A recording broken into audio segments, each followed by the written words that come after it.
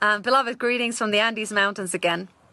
Today I want to talk about truth, and especially why is it that many people are not able to see the truth? Truth, we have to understand, is real. Truth is eternal. Truth is immutable. And truth exists whether we believe in it or not. It's popular to now believe that there is no such thing as truth, and that there is your truth and my truth, and that you have the right to believe what you believe, and I have the right to believe what I believe. But this is creating utter chaos. And as a collective, if we really want to grow spiritually, we have to come to understand that truth is a prerequisite for freedom. And what is required of us to be able to do that is to first see the truth of ourselves. Because if we have a blind spot to our inner world, this same blind spot works as a blind spot to the outer world. So really learning how to decipher truth in a world full of lies and perpetuated confusion, the remedy is to go within and learn to see the truth of our reality. And the first question is, am I lying to myself? Am I holding on to a positive lie in order to soothe myself, because I am afraid to look at reality for what it truly is? This is one of the reasons that many people will not look at the truth, because they have unhealed wounds from the childhood. They have traumas and such profound insecurities in their inner world that they have developed this external structure of security, this bubble of fantasy, the bubble of positive lies that they tell themselves in order to soothe their wounded child.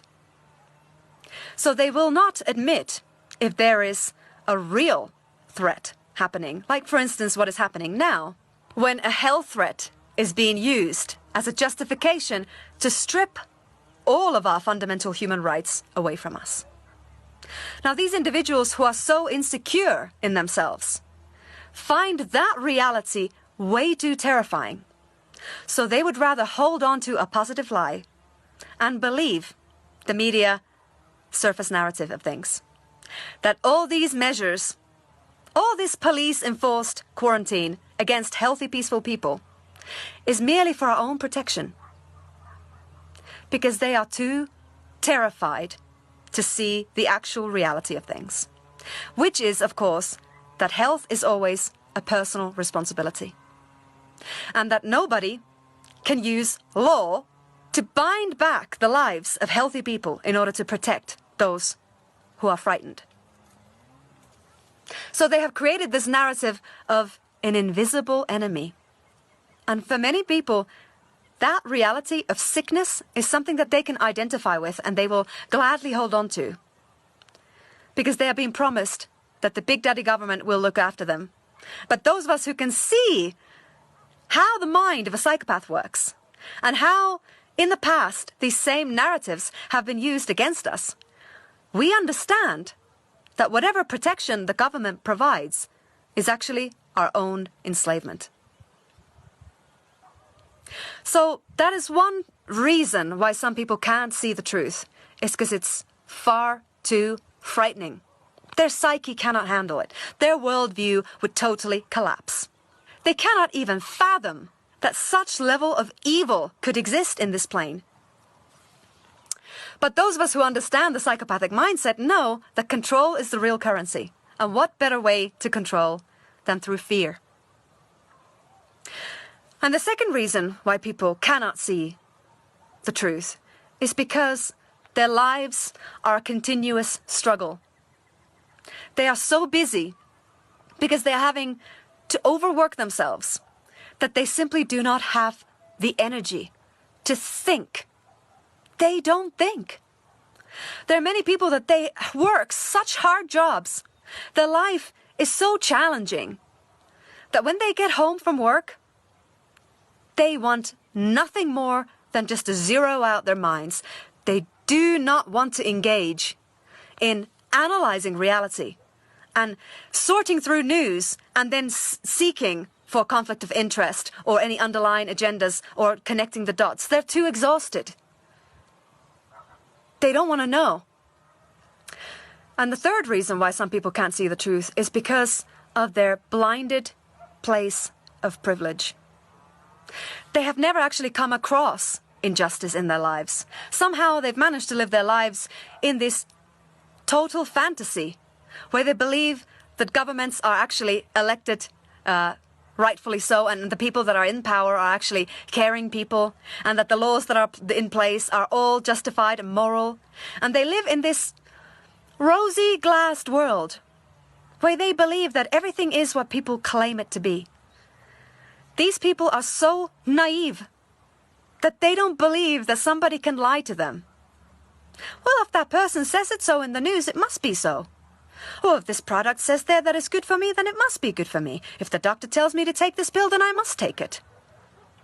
Nothing's ever happened to them that has shaken their trust in the system. They've never come across injustice.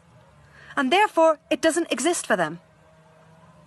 And they live in this permanent la-la land. And if anyone goes to poke them and say, "You're believing in a fantasy, the reality is actually horrific, look around," they're, no, I don't want to ruin my happy feeling. I put my blinkers on. No, you are the problem. You are bursting my bubble. Get out of my life. I want to continue in my rosy, perfect world. And then there's the fourth reason why people can't see the truth. Is because they are so heavily brainwashed and conditioned to believe in the state. Statism. When people take whatever the government says or does to their heart with such fierce commitment and belief that it's akin to worship. And so these people feel that if you insult their government, this nameless, faceless entity that they have somehow accepted as their God, that you are insulting them. And then that is blasphemy to ever even consider that the laws that are in place are immoral. And if we never come to terms with the actual reality of our world, of these powers, of these industries, then we are willing slaves of an oppressive system. Our very nature is under attack. We are being told that our body is not our property. We are being threatened with mandatory medical treatments, examinations, injections, against our free will. That is the end of humanity. If we give in to this slavery, we will lose ourselves. And we will betray all the generations to come.